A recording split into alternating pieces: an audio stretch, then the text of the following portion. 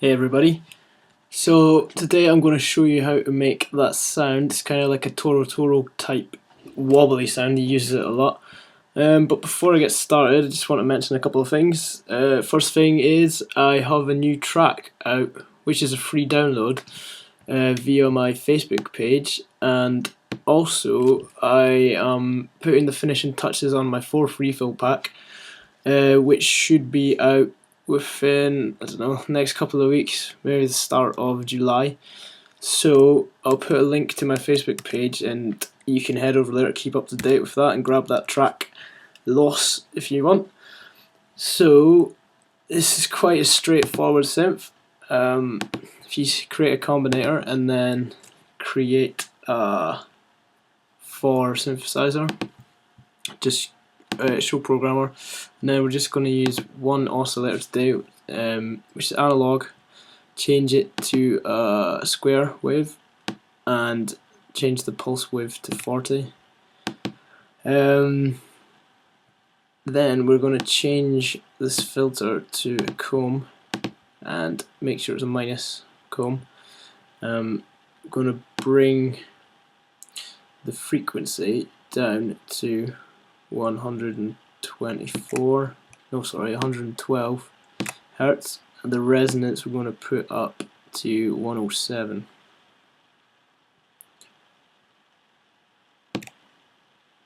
And the envelope we're going to put up to 58 also. And then if you route oscillator 1 to filter 2 as well by clicking those two buttons, and create a format filter. This time we're going to bring the drive down to 38, so we're getting more of this filter than this one. For the gender, you're going to want to push it all the way to the right, and for the X and Y controls, you're going to want them both sitting at 114.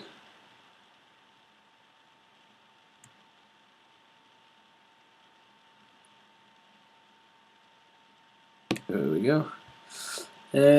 What else is there to do? Oh yeah, so we'll move on to the filter envelope and the amp envelope.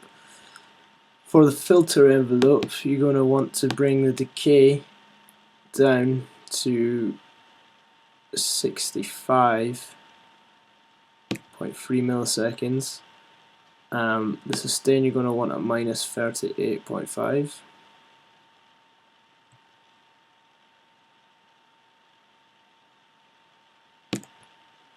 And the release you're going to want at 3.2, so bring that all the way down. For the amp envelope, you want the attack up to 112 milliseconds,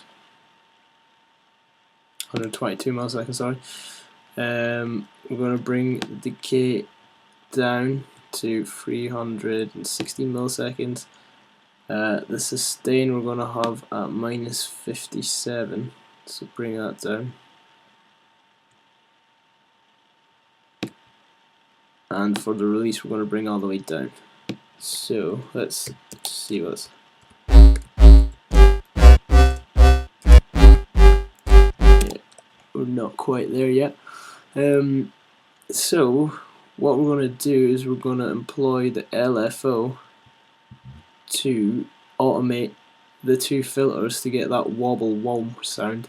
It's kind of like a fidget sound. So if you turn on the key sync on the LFO, this just re-triggers the LFO every time a note is played. And then if you bring the rate down to 2.27, you can change the rate depending on how fast you want it to go. So obviously the faster the rate, the more wobbles there will be in a shorter period of time. So to enable us to do that, if you move down to the matrix and select LFO1, put the amount to 100, and the first destination is filter 1 frequency, and then again if you go LFO1 all the way up, this time we're going to use it to alter filter 2 X amount, and then we do, let's just check this. There you go. So you can get different effects by changing the rate of the LFO. You can change the wave, and also by changing the initial status of the filter parameters as well. So you can experiment with that if you like. But lastly, I'm going to turn on the chorus, bring the delay, sorry, yeah, leave the delay where it is, bring the feedback down to 0,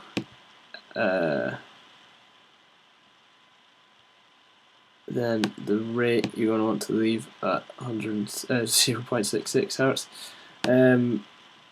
Bring the amount of modulation down to 12 and the dry wet down to 23. Okay, so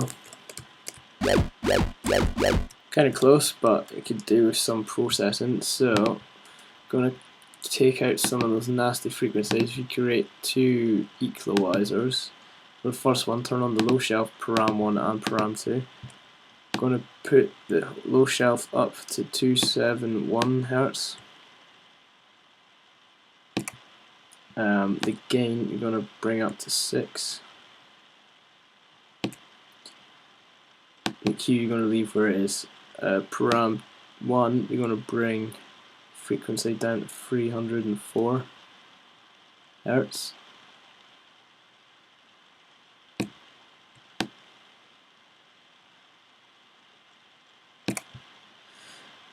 The gain you're going to bring down to minus 9.1, and you're going to bring the Q up to 12. Then for param 2 you're going to want to bring it down slightly to 867. Going to bring the gain down to minus 8, and the Q we're going to have at 18.5.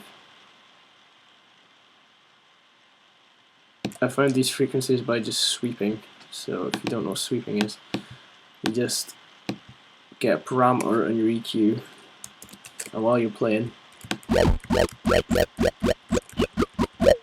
you can sweep with the frequency and find those nasty frequencies, or find frequencies that you want to boost. So that's how I go about EQing. So on EQ2 you're going to turn on param 1, param 2 and the high shelf. For param 1 you're going to put it up to 17.99 kHz. You're going to pump the gain up to 4, and the Q you're going to want at 3.3. Param 2 you're going to want at 1.8 kHz, 1.811, and then we're gonna, so I can't even read what I wrote down here, so minus 6.8, that's what you want to do. So bring the gain down to minus 6.8. What was it, 8.6? Right, minus 8.6. And the Q you're gonna put up to 16. Finally, we're going to just boost the high shelf slightly by 1.7 decibels. And that is it for the EQ.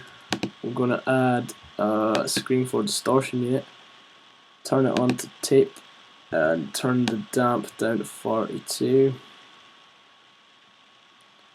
Param 1 you're going to want all the way up, param 2 you're going to want at 50.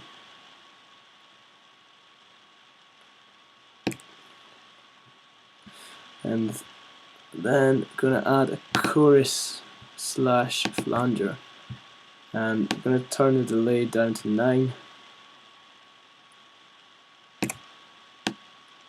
and the feedback up to 37. This just adds a certain kind of, I don't know, weird texture. use it quite a lot nowadays. If we just